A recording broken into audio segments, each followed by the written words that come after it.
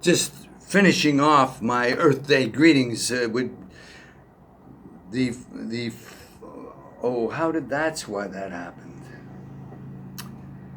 Okay, I was recording on two things at the same time. John Elkington responded to the Our Common Future of Gro Harlem Brundtland, the former premier of Norway. We responded with the notion of triple bottom line. When you're developing a financial report, you report on the economics of an organization, the social justice of an organization, and the environmental aspects of the organization. That was triple bottom line, and it sounded really good for many years.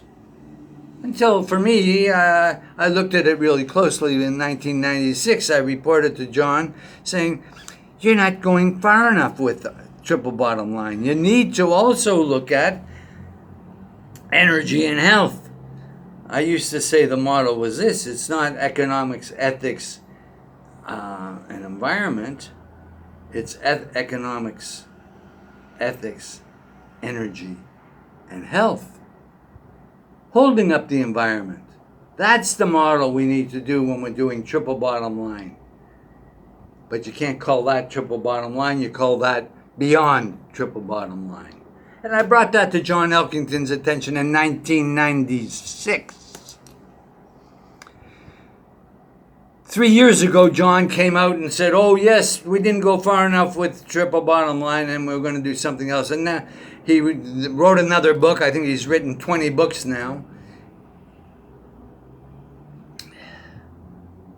And he's come up with a new concept called regenerative capitalism. Regenerative capitalism. It sounded okay to me if it incorporates what I want incorporated. So I contacted the people who are behind regenerative capitalism and I said, why don't you take our models and let's go forward and we'll talk about regenerative capitalism. I'm still waiting to hear back from them because they have their own process in intellectual circles. I don't have another 20 years to teach them what they need to know. Maybe I do, but I don't want to waste my time on teaching them what regenerative capitalism ought to mean. Because it's in a state of being where it needs some framing to communicate it and get it into the capital markets of the world, because we're not at a time when capitalism needs to be redefined as regenerative.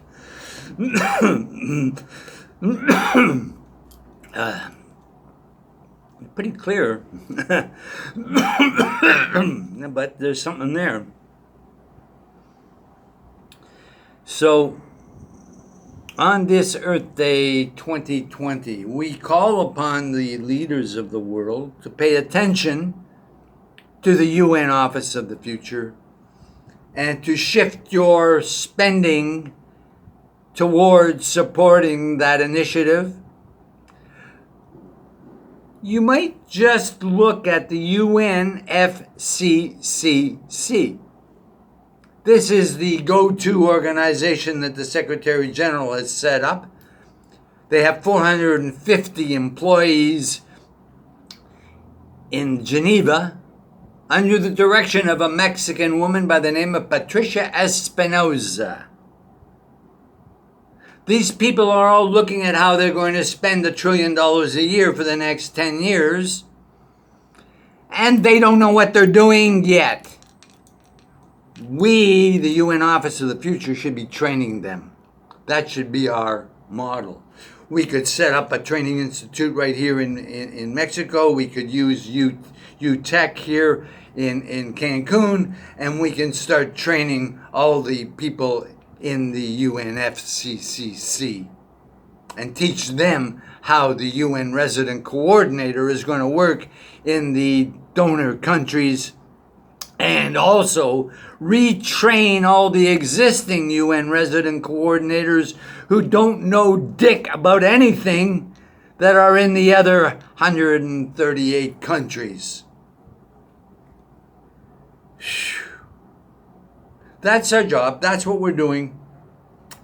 So happy Earth Day to all of you out there. What a blessed day this has been. It wasn't what we planned. This was intended to be the largest world event ever. And it's come down to just this little thingy here. What will it be for you? You just have to look inside your heart to know. Does any of this make any sense to you? You just have to look inside your heart to know. Help us. Help the Maya with that 400 million. That'll be a really bloody good first start on my relations. Mitakwa Oyasin. Namaste. Shema Yisrael Adonai Eloheinu Adonai Echad.